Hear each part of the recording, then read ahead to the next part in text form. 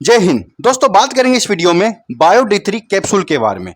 Bio D3 capsule क्या होता है भाई, क्यों दिया जाता है, किस बीमारी के लिए इलाज करता है, कैसे करता है, डोज, प्राइस, साइड इफेक्ट सब कुछ समझेंगे। सो देखिएगा। देखिए भैया, बायो D3 एक ब्रांड आता है मेगलियोट्स कंपनी का।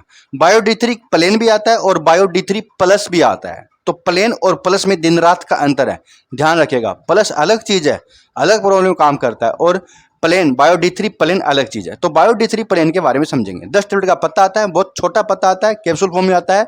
10 कैप्सूल करीब करीब 260-270 रुपए के आसपास मिलते हैं। और ये हाईली प्रिस्क्राइब दवा होती है, कभी भी लाइफ में सेल्फ यूज नहीं करना है। ये तब तक लेनी जब तक आपके डॉक्टर ने आपको प्रिस्क्राइब कर रखा है। बाद में बंद करने पर आप बंद कर सकते हैं।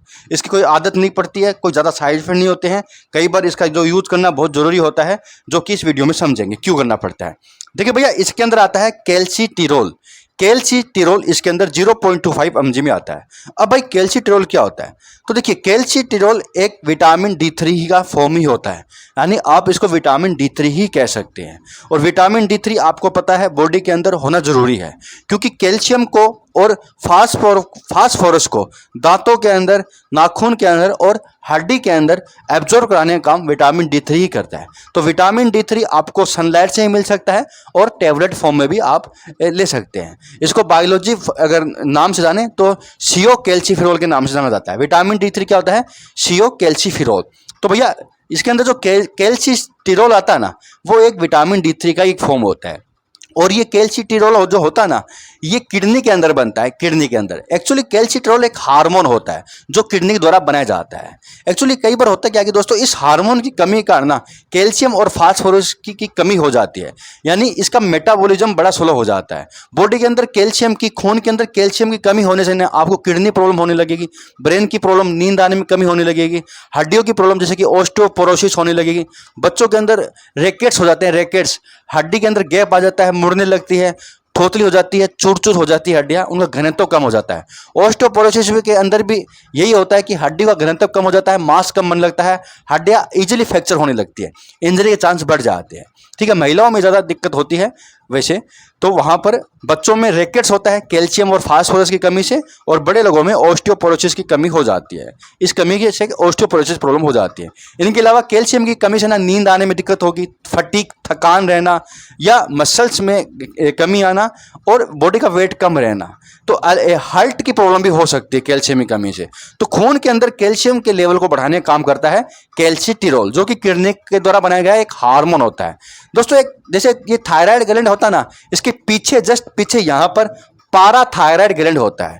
ये जो थायराइड ग्लैंड होता है ये T3 T4 हार्मोन बनाता है, और जो पीछे जो थायराइड ग्लैंड होता है ना, इसको कहते हैं पाराथायराइड ग्लैंड। ये कैल्शियम और फास्फोरस के को नियंत्रण करता है, उनके लेवल को नियंत्रण करता है। तो यहां पर भी ये गोली काम करती है। अगर यहां पर कंट्रोल कम हो रहा है तो उसको भी ये ठीक करता है। तो विटामिन D3 के ये होता है, और कैल्शियम फास्फोरस के लेवल को बढ़ाने का काम करता है, और ये बहुत जरूरी भी होता है। अब आ देना भाई इसकी क्या साइड इफेक्ट है, डोज क्या है।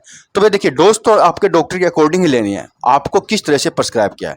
इसकी जो डोज हो सकती है ना, वो 1 या दिन में 2 यही होती है, और कुछ महीनों तक हो सकता है डॉक्टर ने आपको प्रिस्क्राइब कर रखा हो। तो जितना कह रखा है ना उतना ही करना है, और ये बड़े लोगों में ही ज़्यादातर चलता है, बच्चों में कम ही चलता है, लेकिन दिया जा सकता है अगर बच्चा 10 साल से बड़ा है।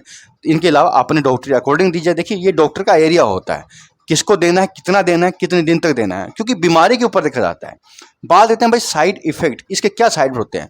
देखिए जब इसको देते हैं ना, तो नोजिया होना, वोमिटिंग होना, या यूरिन में इन्फेक्शन होना, या क्रिस्टल बनना, कई तरह के थोड़ी बहुत साइड इफेक्ट ये कर सकता है, लेकिन बहुत कम चांस में साइड इफेक्ट होते हैं। डॉक्टर की सलाह से लेना है, कैल्शियम को चेक कराना है ना, और टाइम पे डोज लेनी है, बीच में बंद नहीं करना है। बस इस चीज़ का ध्यान रखिएगा। अगर आपको कोई दवाइयाँ चल रही है पहले की, तो वो डॉक्टर को एक बार बता दीजिएगा, जिससे कि पता चले। हालांकि कोई नुकसान नहीं होते हैं, ये एक तरह का कैल्शियम ही होता है। ठीक है, विटामिन D3 यानी कियो कैल्सीफेरॉल, जो सनलाइट से ही मिलता है। लेकिन अगर आप में कमी है, नहीं मिल पा रहा है, तो डॉक्टर इसको चला सकते हैं। लेकिन देखिए ये ज़रूरी नहीं है कि मतलब कैल्शियम की कमी में चलेगा। कैल्शियम की कमी के अंदर कैल्शियम की टेबलेट दी जाती है।